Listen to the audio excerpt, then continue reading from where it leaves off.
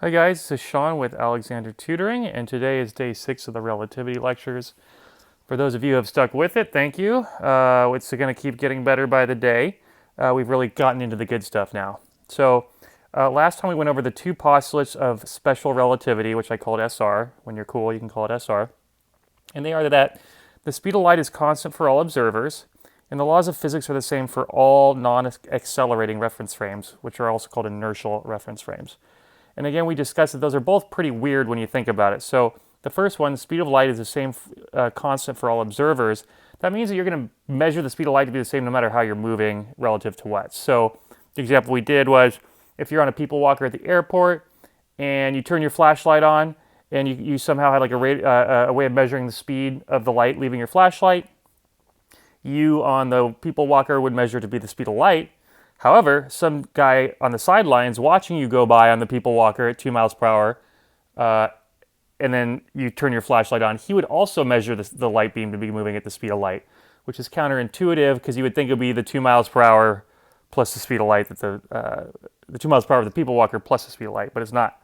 So everyone's going to observe the speed of light the same. So these are called postulates, meaning that they're just taken as fact and can't be shown to be because of some other underlying stuff. So we're just going to take it as fact. It sounds crazy, but we're just going to go with it for now. And then 2 was the laws of physics are the same for all inertial or non-accelerating reference frames.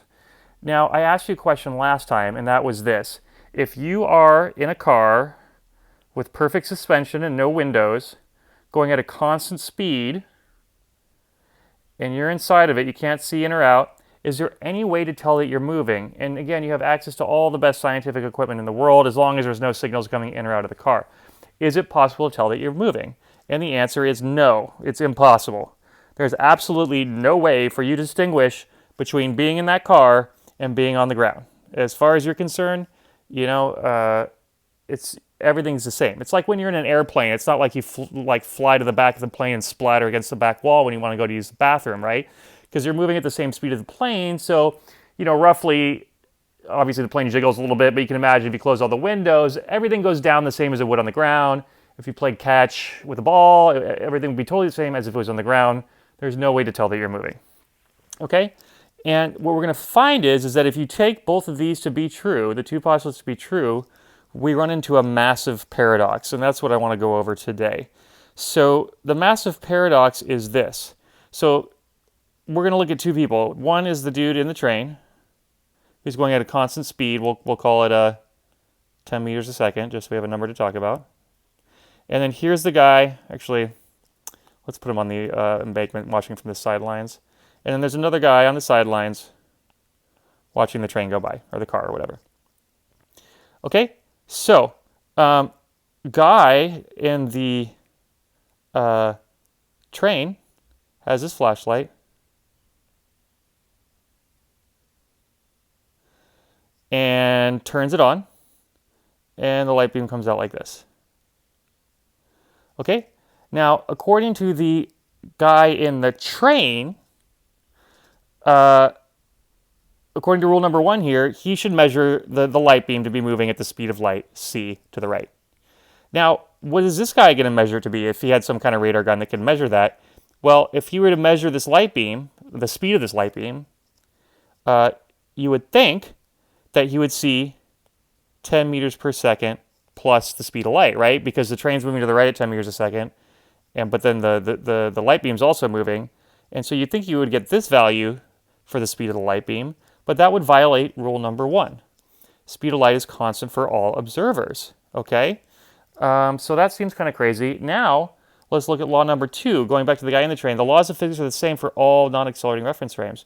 So the guy inside the train, as far as he's concerned, everything is going to go down exactly the same as if he were on the ground because he can't tell that he's moving. There's nothing he can do to tell that he's moving.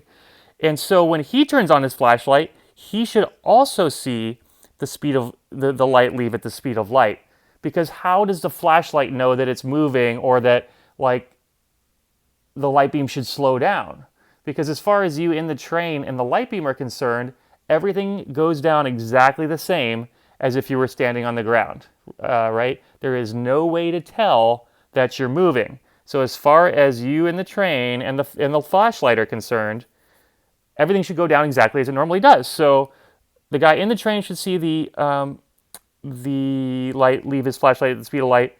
And now we're saying the guy on the ground, well, you would think he would see 10 meters per second plus the speed of light, but no, that violates rule number 1.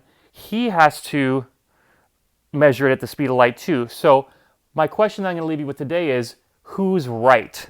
Is the guy in the train correct, or is the guy outside the train correct? How can they both be true at the same time?